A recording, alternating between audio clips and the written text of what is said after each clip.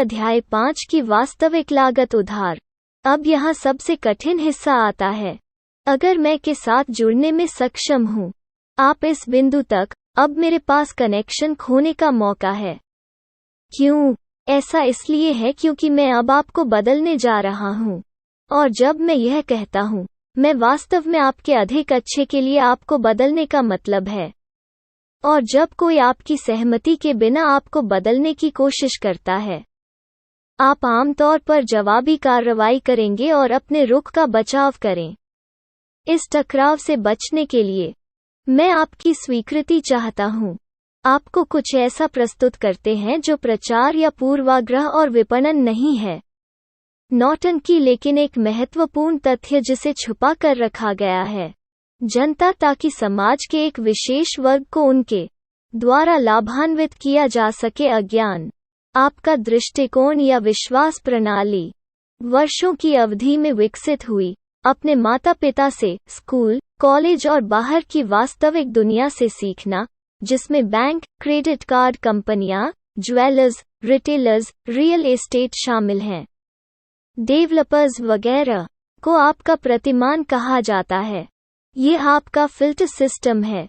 यदि तब आप अपने मौजूदा विश्वास प्रणाली के अनुरूप कोई भी जानकारी प्राप्त करते हैं, आप जानकारी स्वीकार करते हैं।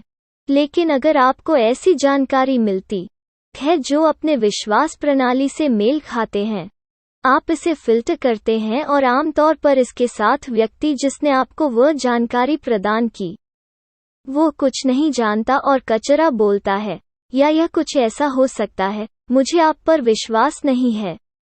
आप बहुत पुराने जमाने के लगते हैं। मनोविज्ञान के क्षेत्र में इसे पुष्टिकरण भी कहा जाता है, जो केवल यह कहता है कि हम जानकारी की तलाश करते हैं या डेटा की व्याख्या करते हैं, वो तरीका जो हमारे पहले से मौजूद विश्वासों या परिकल्पना की पुष्टि करता है।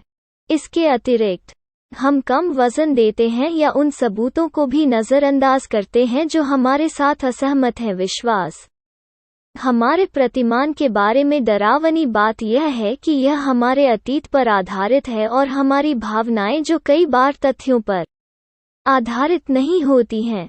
और क्या होगा अगर यह गलत था?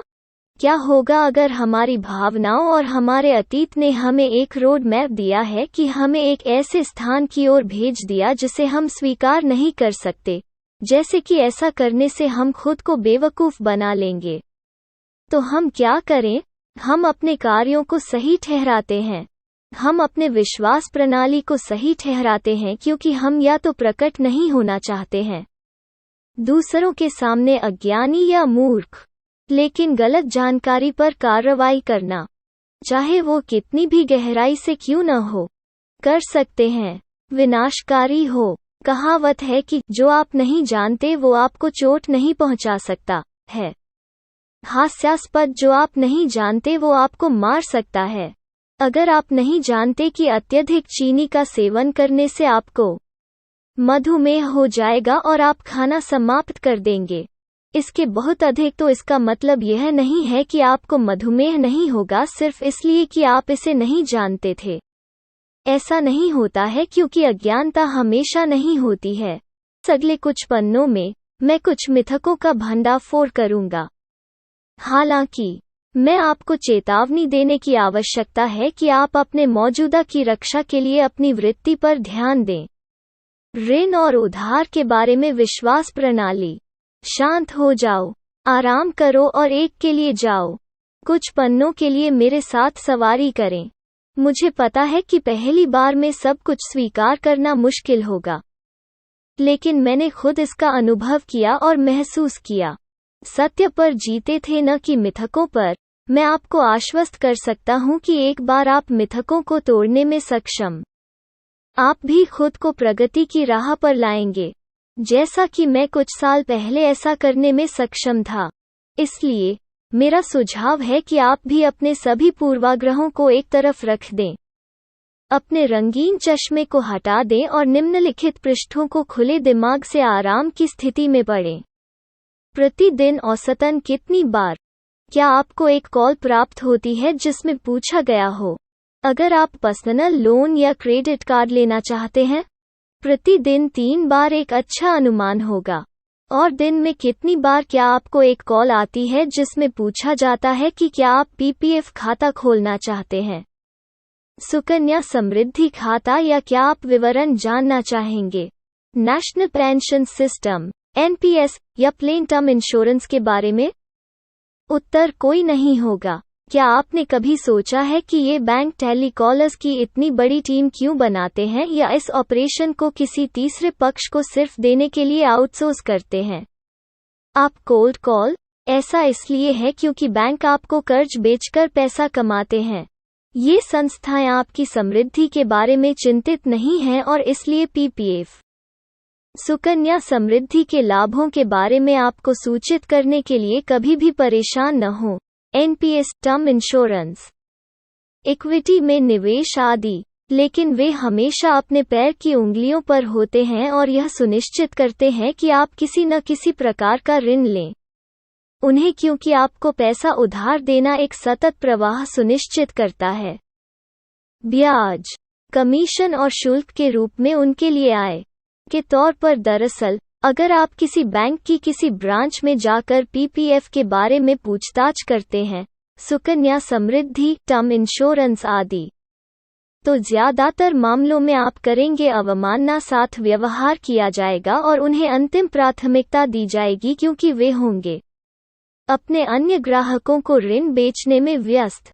यदि आप अभी भी इस बारे में आश्वस्त नहीं है कि ऋण किस प्रकार समृद्धि पैदा करते हैं, ऋणदाता और उधारकर्ता के जीवन को खराब करता है, मेरा सुझाव है कि आप अकादमी पुरस्कार नामांकित फिल्म मदर इंडिया देखें।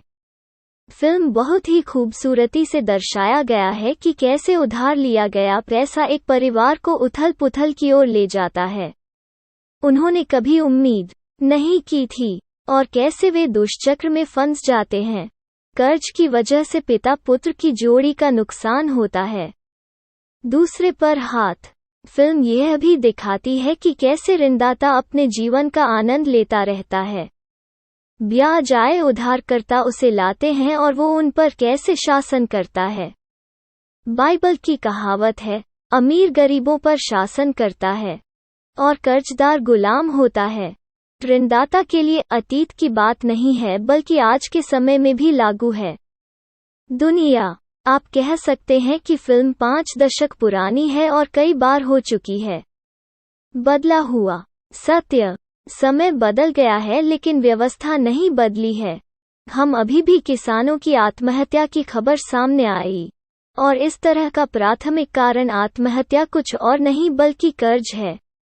कर्ज चुकाने में उनकी असमर्थता देखकर और सारी आशा खोकर ये असहाय किसान आत्महत्या कर लेते हैं। ताइस आप यह भी कह सकते हैं कि किसान आत्महत्या करते हैं क्योंकि वे नहीं करते हैं। आय की एक स्थिर धारा है, लेकिन चूंकि आपके पास एक स्थिर नौकरी है, चिंता करने की जरूरत नहीं है। गलत, यह आपका स्थिर काम है जो प्रोत्साहित करता है बैंक आपको पैसे उधार देने के लिए। वे जानते हैं कि ठेठ वेतनभोगी मध्यम वर्ग के लोग अपने ऋणों पर चूक नहीं करेंगे और वे कुछ भी करेंगे। और कुछ भी से मेरा वास्तव में मतलब कुछ भी है। वास्तव में कड़ी मेहनत करें, देर से रुकना, कार्यालय, परिवार के साथ क्वालिटी टाइम मिस करना, नौकरी के साथ जारी रखें और बॉस उन्हें पसंद नहीं है।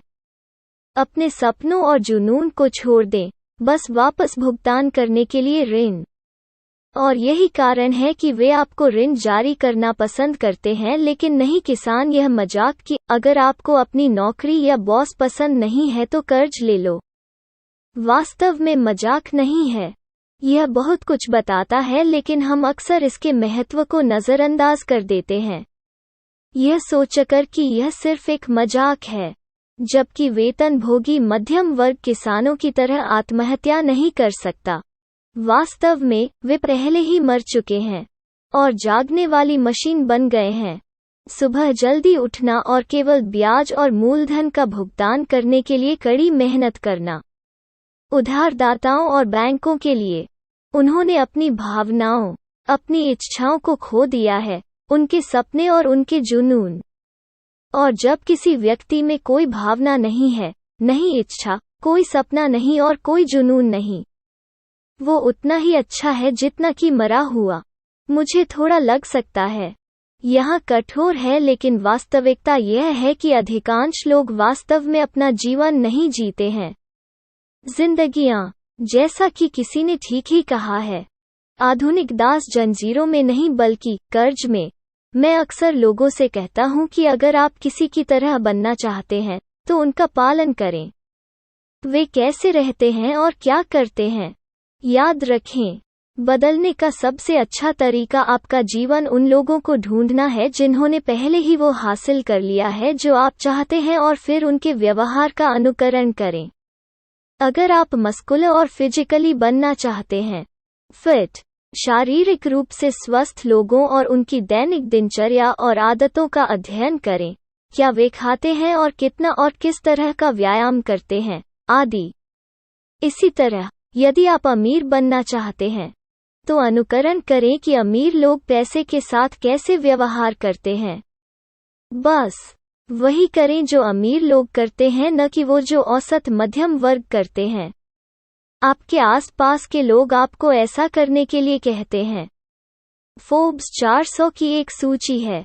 फोर्ब्स पत्रिका द्वारा रेटिंग के अनुसार अमेरिका में सबसे अमीर 400 लोग, और जब इन सबसे अमीर लोगों का सर्वेक्षण किया गया तो उनमें से 75% ने सबसे अच्छा कहा।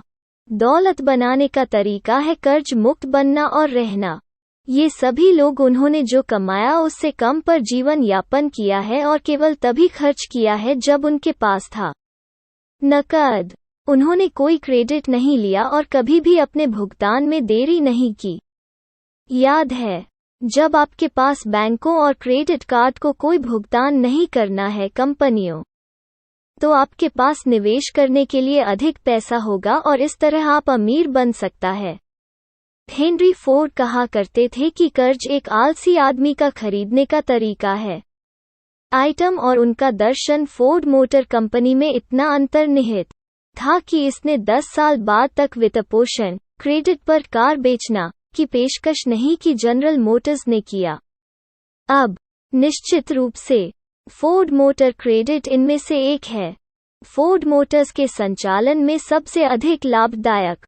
यदि आप किसी शॉपिंग मॉल में जाते हैं और एक में विभिन्न वस्तुओं को ब्राउज करते हैं, इलेक्ट्रॉनिक उत्पाद की दुकान, और फिर एक विक्रेता आपके पास आता है और पूछता है कि कैसे वो आपकी मदद कर सकता है, आपका जवाब आम तौर पर होगा, मैं अभी गुजर रहा हूँ। आइटम और ज़रूरत के मामले में आपकी सहायता मांगेंगे।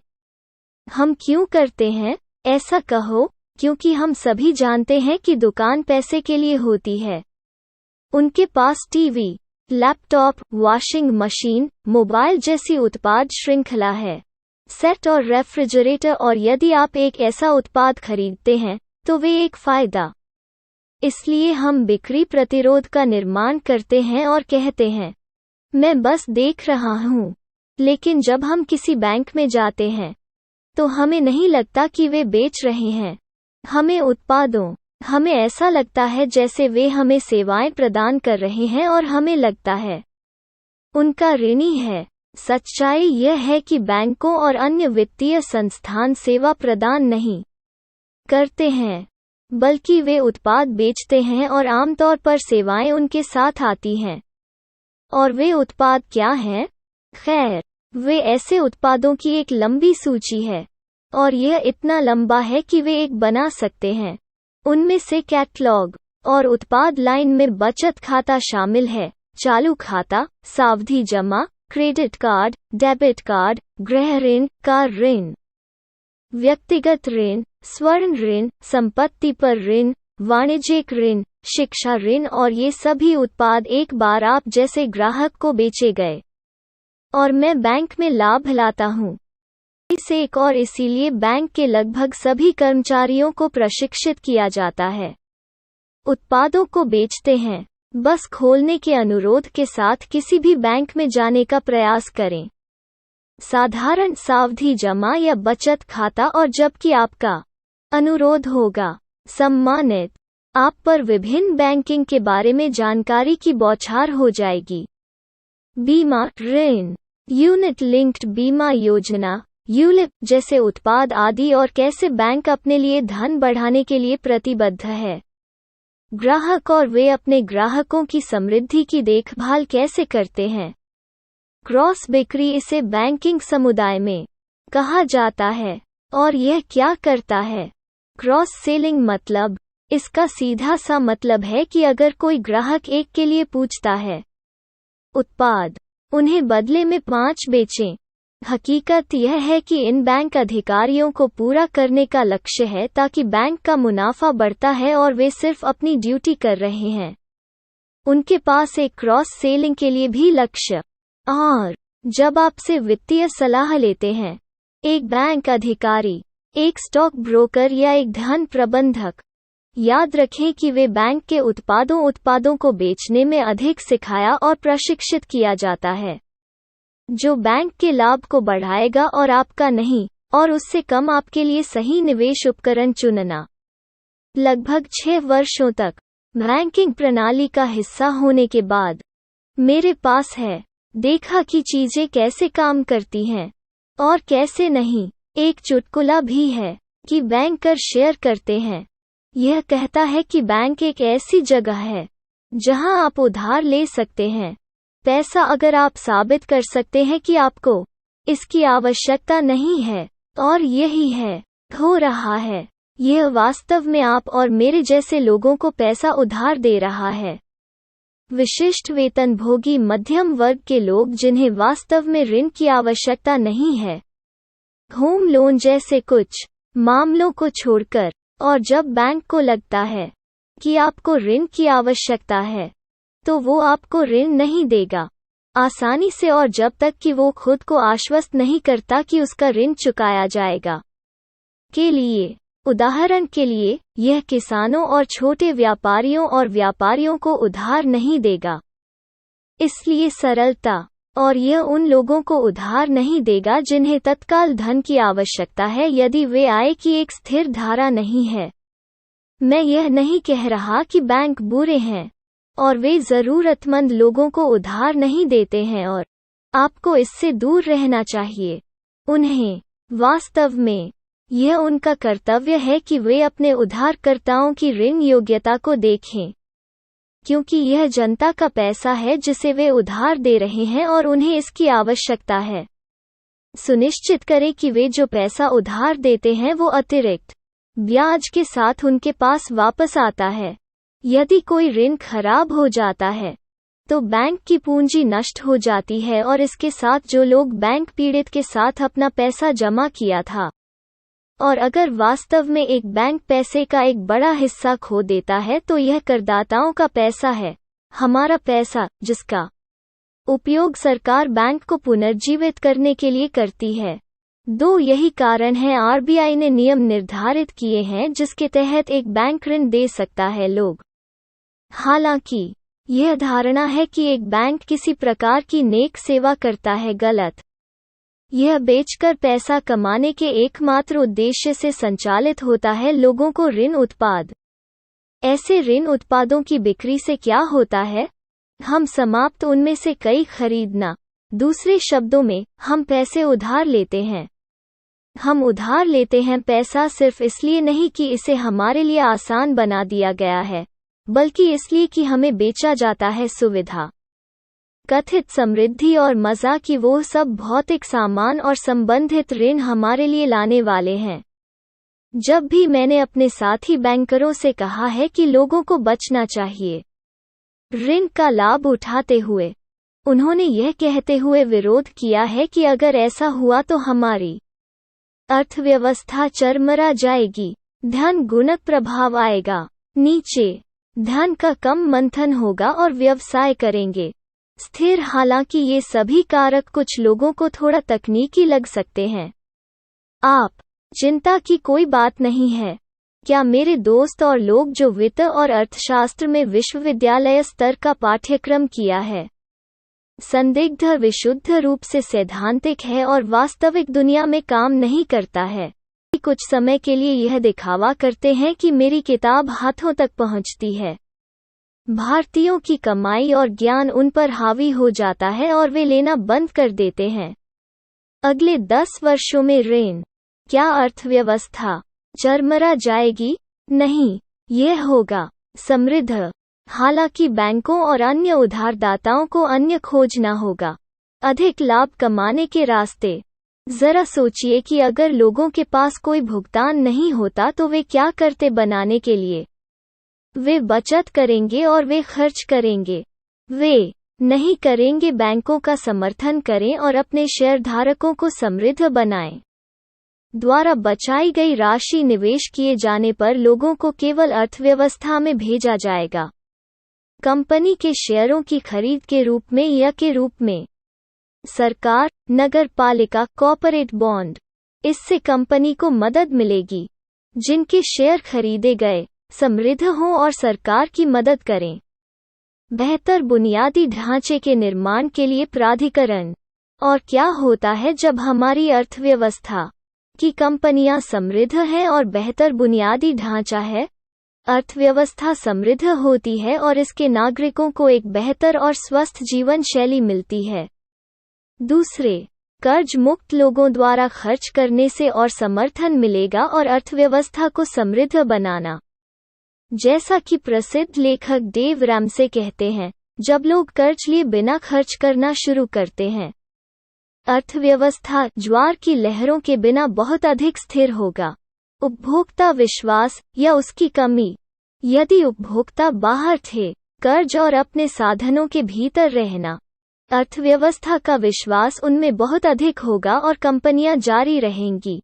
विनिर्माण उत्पाद। आपको समझना चाहिए कि बिना कर्ज के खर्च नहीं रुकता, खर्च जारी रहेगा।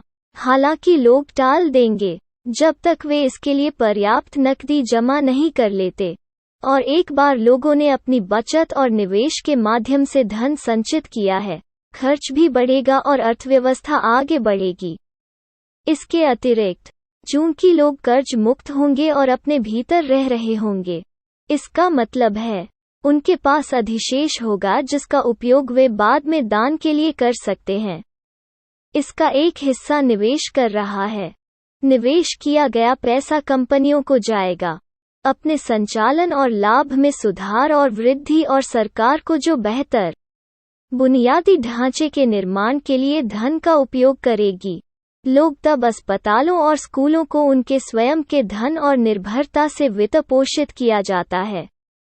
सरकारी धन में कमी आएगी, इससे सरकार को मदद मिलेगी। कल्याणकारी व्यवसाय से बाहर आएं, विभिन्न प्रकार की सब्सिडी कम करें और यह शासन पर अधिक ध्यान केंद्रित करेगा। इसके बाद करों में कमी आएगी और हमारे पास और भी अधिक धन होगा। आप सोच सकते हैं कि मैं एक बहुत ही गुलाबी तस्वीर पेश कर रहा हूं और इस तरह यूटोपियन समाज संभव नहीं है। खैर, मुझे यकीन नहीं है कि ऐसा निकट भविष्य में समाज संभव है, लेकिन मुझे यकीन है कि बिना कर्ज के अर्थव्यवस्था ध्वस्त नहीं होगी, बल्कि समृद्ध होगी। और मैं भी सुनिश्चित करें कि जब आप किसी भी प्रकार का ऋण लेना बंद कर देंगे, तो आप भी करेंगे। एक बार मैं अपने कुछ दोस्तों से कर्ज के फायदे के बारे में बात कर रहा था, तो मेरे एक मित्र ने, जो MBA कर चुका है, मुझसे कहा, अभिषेक, तुम एक हो वित्त प्रमुख और एक कॉर्पोरेट बैंकर के रूप में काम कर रहा है। आप कैसे हैं? उत्तोलन भाग याद आ रहा है? क्या यह ऋण लेने के लिए फायदेमंद नहीं होगा? हमें उन चीजों को करने और हासिल करने की अनुमति देता है जो हम नहीं कर पाएंगे और इसके बिना लाभ।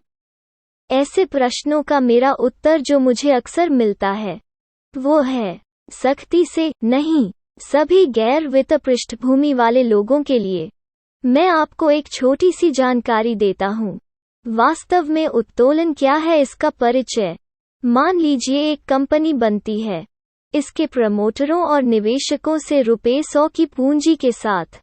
कंपनी उसके पास ₹100 की इक्विटी है और यही वो धन है जिसका उपयोग वो इसे चलाने के लिए करेगा। संचालन। मान ले कि कंपनी के संचालन में पूंजी पर वापसी है। ROC 15%। कंपनी का कुल मूल्य अंत में 115 है पहले वर्ष का।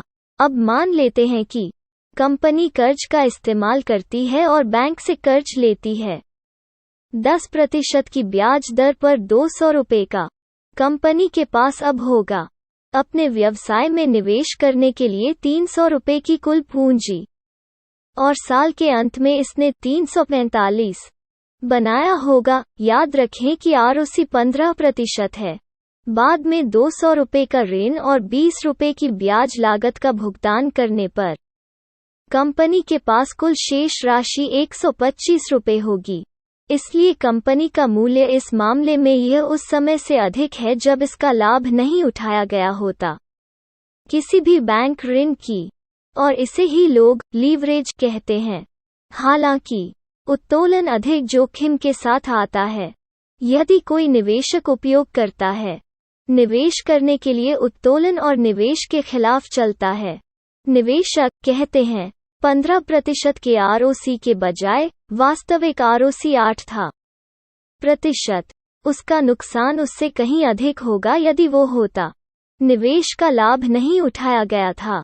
इसलिए हमेशा याद रखें कि उत्तोलन लाभ और हानि दोनों को बढ़ाता है और यह विश्वास की उत्तोलन है हमेशा फायदेमंद गलत है। आइए अब अपनी मूल चर्चा पर वापस आते हैं। जब भी लोग बात करते हैं उत्तोलन के लाभ के बारे में, शायद ही कभी जोखिम कारक खरीदा जाता है। सूत्र और किसी व्यक्ति के लिए लीवरेज के साथ जोखिम क्या है? यह है जैसा कि यह एक कॉर्पोरेट के लिए है, अर्थात जब आरओसी से ग्रहण किया जाता है, उधार के पैसे पर आपने जो निवेश किया है वो से कम है।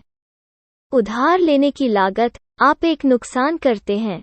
इसके अलावा जबकि उधार लेने की लागत तय है, यानी आपको बैंक को जो ब्याज देना है वो फिक्स है, रिटर्न की आप अपने निवेश से प्राप्त करेंगे।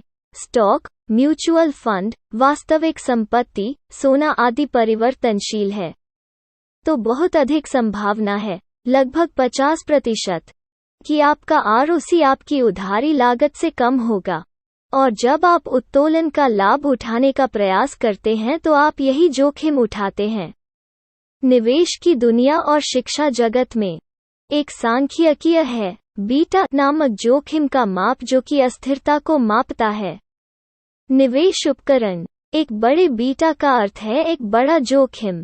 तो जब आप करने की कोशिश कर रहे हैं उत्तोलन का लाभ उठाएं, समझें कि आपके पास उच्च बीटा है आप, और इसलिए एक जोखिम है कि आप रिटर्न अर्जित करने में सक्षम नहीं हो सकते हैं जो कि है उस ब्याज से अधिक जो आपको उस बैंक में वापस करने की आवश्यकता है जिससे आपने कर्ज लिया है।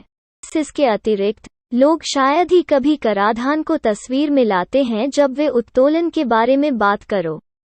मान लें कि आपने 10% पर 1 लाख रुपए उधार लिए हैं।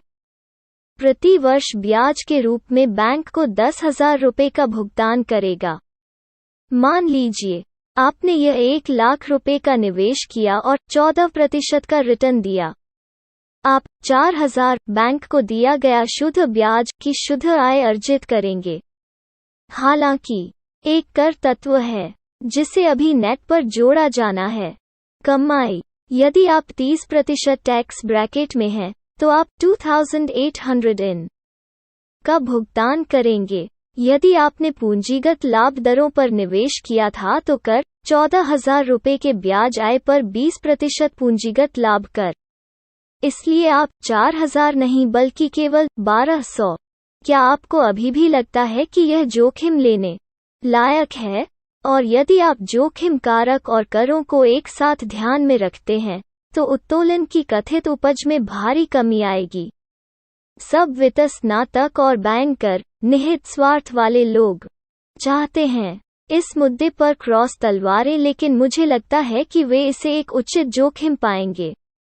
यदि बारीकी से देखा जाए तो कारक उत्तोलन के लाभ को शून्य तक कम कर देता है और सूक्ष्मता से मैं आपको एक उदाहरण दूंगा कि कैसे बैंक जोखिम की अवधारणा का उपयोग करते हैं। उनका उधार व्यवसाय आमतौर पर किसी कॉर्पोरेट को उधार देने से पहले बैंक अपने उधार से कथित आरओसी का आकलन करेगा। बैंक द्वारा उधार है बैंक के दृष्टिकोण से निवेश के अलावा और कुछ नहीं, जैसा कि यह लाता है उधार लेने वाली संस्था द्वारा भुगतान किए गए ब्याज के रूप में इसे और अधिक पैसा। हालांकि सभी कॉर्पोरेट समान रूप से क्रेडिट योग्य नहीं है, अर्थात एक कंपनी एक विशाल नकद अधिशेष और एक मजबूत व्यापार मॉडल के साथ अधिक है, उस कंपनी की तुलना में ऋण का भुगतान करने की संभावना है जिसके पास नकद नहीं है और पूरी तरह कर्ज में चल रहा है। इसलिए कैश रिच कंपनी को उधार देना कम है। उस कंपनी को उधार देने से जोखिम भरा है जिसके पास ज्यादा पूंजी नहीं है। अपना और इस जोखिम को शामिल करने के लिए बैंक आरओसी का उपयोग नहीं करते हैं, बल्कि वे उपयोग करते हैं जोखिम समायोजित पूंजी पर वापसी। अतिरिक्त जोड़कर आरओसी कहा जाता है। कारक यह विडंबना ही है कि जब एक बैंक अपने में आंतरिक रूप से जोखिम कारक का उपयोग करता है, निवेश शायद ही कभी यह उत्तोलन से जुड़े जोखिम को सिखाता है। और अपने व्यक्तिगत ग्राहकों को उधार लेना। एक और भ्रांति जो जनता के बीच लोकप्रिय है वो यह है कि उन्हें लगता है कि लीवरेज ऋण लेने के बराबर है। उत्तोलन नहीं है केवल ऋण लेना, बल्कि यह ऋण ले रहा है और इसे किसी काम में लगा रहा है, जैसे निवेश या व्यवसाय, जहां आप अधिक प्रतिफल पाने की आशा करते हैं उधार की लागत से। और यदि आप ऋण ले रहे हैं तो की खरीद के लिए कहें, एक कार या अपनी विदेशी छुट्टी के लिए, तो आप लीवरेज का उपयोग नहीं कर रहे हैं लेकिन बस एक ऋण लेना और उस उधार के पैसे का उपभोग करना। साथ ही आम आदमी के लिए इसका फायदा उठाना बहुत मुश्किल है। फायदा उठाना, हाँ, अनुभवी निवेशक और ऐसे लोग हैं जिनका प्राथमिक पेशा सलाहकार और निवेश है और जो पुनः प्राप्त करने में सक्षम हो सकता है उत्तोलन से लाभ। लेकिन आम लोगों के लिए मेरी सलाह होगी उत्तोलन के कथित लाभ से बहकने के लिए नहीं। यह बैंकों और वित्तीय द्वारा उपयोग किए जाने वाले सबसे बड़े विक्रय बिंदुओं में से एक है। संस्थानों को अपने ऋण उत्पाद हमें बेचने के लिए, और ज्यादातर मामलों में हम उनके विचार और अंततः उनके उत्पाद को खरीदें। सबसे पहले हमें चाहिए समझे कि सभी ऋण हमें कर लाभ प्रदान नहीं करते हैं। हाँ, होम लोन और शिक्षा ऋण हमें कर राहत प्रदान करते हैं, लेकिन अन्य ऋण जैसे ऑटो ऋण, व्यक्तिगत ऋण, कार क्रेडिट कार्ड आदि किसी भी प्रकार का कर प्रदान नहीं करते हैं राहत। अब आप सोच रहे होंगे कि टैक्स बेनिफिट में अंतर क्यों है? ऋण ऐसा इसलिए है क्योंकि सरकार घर और शिक्षा को मानती है आवश्यकताएं और इसलिए अन्य ऋणों के दौरान किसी प्रकार का कर लाभ प्रदान करता है, जैसे ऑटो लोन, पर्सनल लोन और क्रेडिट कार्ड को के रूप में माना जाता है। विलासिता की वस्तुओं की खरीद और इसलिए कोई कर लाभ प्रदान नहीं किया जाता है। आइए समझते हैं कि होम और एजुकेशन लोन से वास्तव में क्या फायदा होता है। प्रदान करना। सबसे पहले एजुकेशन लोन के लिए चुकाए गए ब्याज पर ही टैक्स लगता है। कटौती योग्य और मूल भाग के लिए कोई छूट नहीं है, तो आपको मिलता है केवल आपकी शिक्षा के लिए वर्ष के दौरान भुगतान किए गए ब्याज पर कर लाभ। ऋण होम लोन की बात करें तो अगर आप इससे टैक्स बेनिफिट्स लेना चाहते हैं तो आपको वास्तव में कोई भी प्राप्त करने से पहले आपको विभिन्न शर्तों को पूरा करने की आवश्यकता है। फायदा मैं कैसे उजागर करने के लिए कुछ प्रासंगिक शर्तों को नीचे रखूंगा। एक औसत खरीदार को होम लोन से बहुत अधिक कर लाभ मिलता है।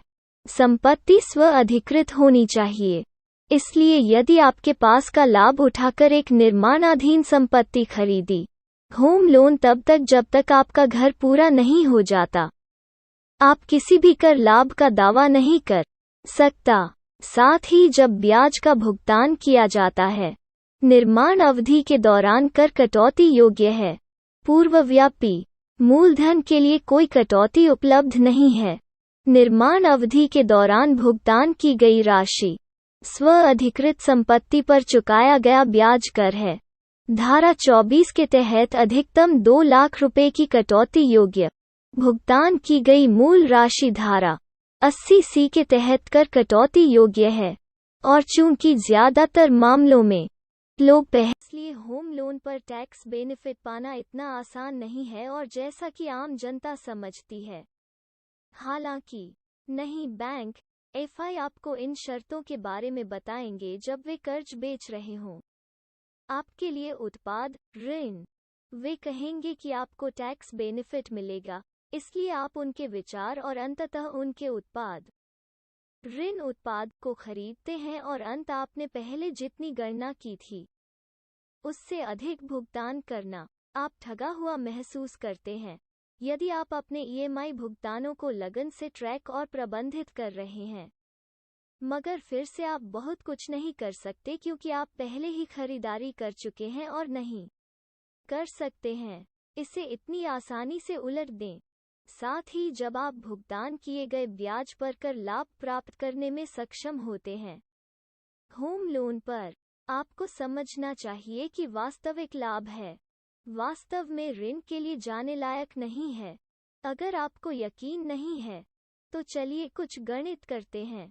मान लें कि एक सामान्य वेतनभोगी मध्यम वर्गीय व्यक्ति ने 50 लाख रुपए का गृह ऋण लिया है, एक बहुत वर्तमान में रूढ़िवादी राशि, और एक वार्षिक भुगतान कर रही है 5 लाख रुपए का ब्याज राशि कम हो जाएगी मूलधन का भुगतान, लेकिन प्रारंभिक में ज्यादा अंतर नहीं होगा।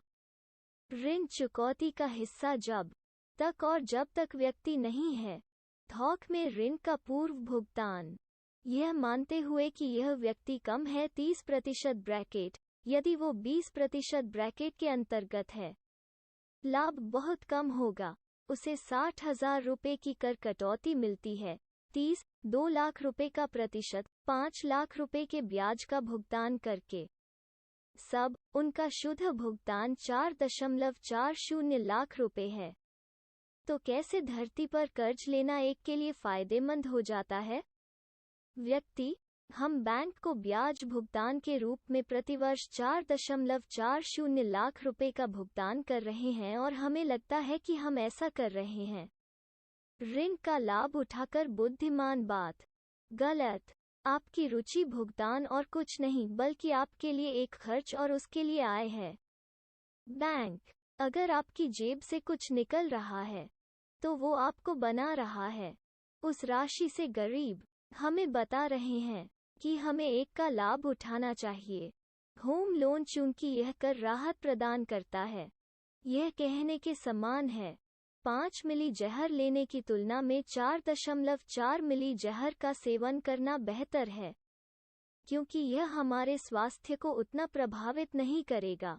जहर हो चाहे 4.4 मिली या 5 मिली, आपको नुकसान पहुंचाने वाला है, और अगर आप जारी रखते हैं इसका सेवन करेंगे तो यह आपको मार डालेगा।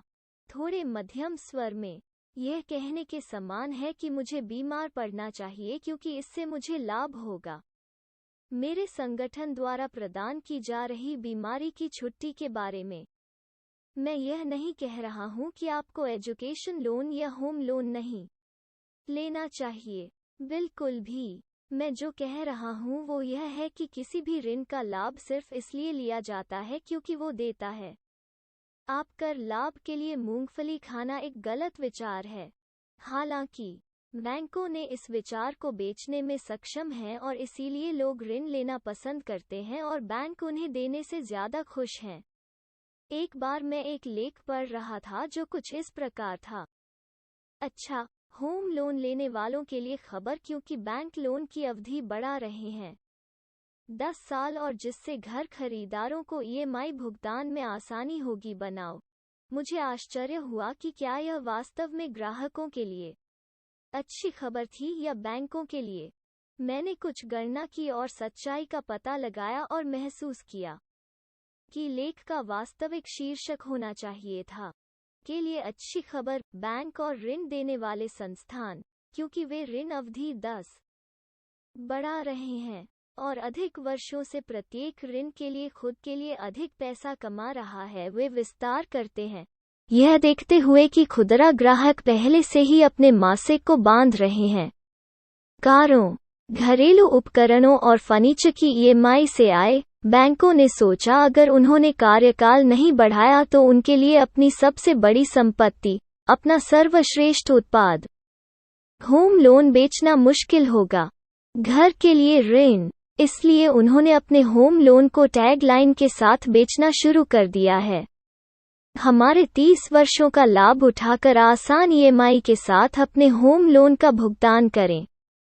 कार्यकाल, ऋण, और लोगों ने क्या किया? वे बिना जाल में गिर गए। यह महसूस करना कि वे वास्तव में अधिक समय तक जाकर कितना अधिक भुगतान करेंगे। कार्यकाल ऋण आपके लिए गणित है। जब आप 50 लाख रुपए का ऋण लेते हैं, 9% की ब्याज दर, फिर ऋण की 15 वर्ष की अवधि के साथ, आपका ईएमआई 50,713 रुपए आती है। हालांकि जब कार्यकाल को बढ़ाकर 30 कर दिया जाता है, वर्षों में ईएमआई घटकर 40,231 हो जाती है और हम इसके बारे में खुश महसूस करते हैं, यह सोचकर कि हम आसानी से वो ऋण ले सकते हैं, क्योंकि ईएमआई हमारी जेब में फिट बैठती है। ज्यादातर लोग आमतौर पर इस बात से चूक जाते हैं कि लंबी अवधि के लिए वे लंबी अवधि के लिए बैंक को भुगतान करते रहते हैं और जब ऋण बंद हो जाता है तो वे वास्तव में इससे कहीं अधिक भुगतान करते हैं। उन्होंने क्या भुगतान किया होगा? क्या वे एक छोटी अवधि के ऋण के लिए गए थे? तो मैं इस मामले में 50 लाख रुपए के ऋण के लिए उन्होंने कुल 91 लाख रुपए का भुगतान किया होगा। क्या वे 15 साल के ऋण के लिए गए थे? हालांकि 30 साल के ऋण के साथ वे अंत में 1.45 करोड़ की राशि का भुगतान करते हैं। कल्पना कीजिए, कुल का भुगतान करना 50 लाख रुपए के ऋण के लिए 1.45 करोड़ रुपए। यह लगभग 1 करोड़ रुपए कहाँ गया? यह ब्याज आय के रूप में बैंक गया। और इसका भुगतान किसने किया? निस्संदेह तुम। बैंक या रियल एस्टेट ब्रोकर से सावधान रहें जो आपको जाने का आग्रह करता है। 30 साल के ऋण के लिए, मेरी राय में 30 वर्षीय गृह ऋण के लिए हैं। जो लोग गुलामी का इतना अधिक आनंद लेते हैं कि वे अपने ऋण को 15 और वर्षों के लिए बढ़ाना चाहते हैं और लाखों और करोड़ों रुपए का भुगतान करना चाहते हैं। विशेषाधिकार, मैं यह नहीं कह रहा हूं कि आपको होम लोन बिल्कुल नहीं लेना चाहिए। मैं क्या हूं? घर चलाने की कोशिश करना वो बिंदु है जो लंबी अवधि का ऋण लेना है। बस मूर्खता और यह सोचना कि घटी हुई ईएमआई आपके में फिट हो जाएगी। आय आपको उस चीज के लिए प्रेरित करती है जिसके लिए आपको नहीं जाना चाहिए था। मैं दोहराता हूं, 15 साल से अधिक के गृह ऋण के लिए कभी नहीं जाएं। अगर ईएमआई आपकी आय के अनुरूप नहीं है तो कार्यकाल बढ़ाने के बजाय ऋण आपके द्वारा लिए जाने वाले ऋण की राशि को कम करें, लेकिन कभी नहीं जाना लंबी अवधि का ऋण। इस IIM कोझिकोड में MBA के लिए वित्त का अध्ययन करने के बाद और के दौरान कैलिफोर्निया विश्वविद्यालय लॉस में master of financial engineering Angeles ने मुझे कुछ साधारण चीजों को समझने में मदद की जो हैं मुझे एक के लिए तैयार करने के अलावा ज्यादातर जनता द्वारा अनदेखा किया गया। वित्त के क्षेत्र में करियर एक ऐसी चीज जो मैंने अपने के दौरान पढ़ी निवेश वर्ग वार्षिक प्रतिशत दर की अवधारणा थी और प्रभावी वार्षिक दर। आइए समझते हैं कि ये क्या हैं और ये आपको कैसे प्रभावित करते हैं। कब बैंकों का कहना है कि वे आपको 12% प्रति वर्ष की दर से होम लोन दे रहे हैं। जानिए होम लोन की दर करीब 9% प्रति वर्ष है, लेकिन मैं इसे 12 पर मान रहा हूँ। गणना को सरल बनाने के लिए प्रतिशत जो वे उद्धृत कर रहे हैं वो APR है। चूंकि आप अपने होम लोन पर हर महीने ब्याज का भुगतान कर रहे हैं, बैंक पर पहुंचने के लिए इस APR को 12 एक वर्ष में महीनों की संख्या से विभाजित करें। मासिक ब्याज दर जो इस मामले में 1% आती है। अब से आपका गृह ऋण मासिक रूप से संयोजित होता है। वास्तविक ब्याज दर भी ज्ञात होती है। यह के रूप में जो आप भुगतान करते हैं वो 12 की अवधि में 1% चक्रवृद्धि है। महीने जो 12.70% आता है। तो जब आपने सोचा कि आपने 12% की दर से कर्ज लिया है प्रति वर्ष, वास्तविक दर वास्तव में 12.70% थी। आप सोच सकते हैं कि क्या नुकसान है। क्या 0.7% की यह छोटी राशि वास्तव में कर सकती है? खैर, जब बात आती है होम लोन, जहां ऋण की राशि अधिक है और परिपक्वता अवधि लंबी है, यहां तक 0.7% की एक छोटी राशि भी बड़ा अंतर पैदा कर सकती है। नहीं राजी? चलो गणित करते हैं। तो इस मामले में ब्याज दर में 0.7% का एक छोटा सा अंतर आपको बैंक को लगभग 6 लाख अधिक भुगतान करने का कारण बन रहा है।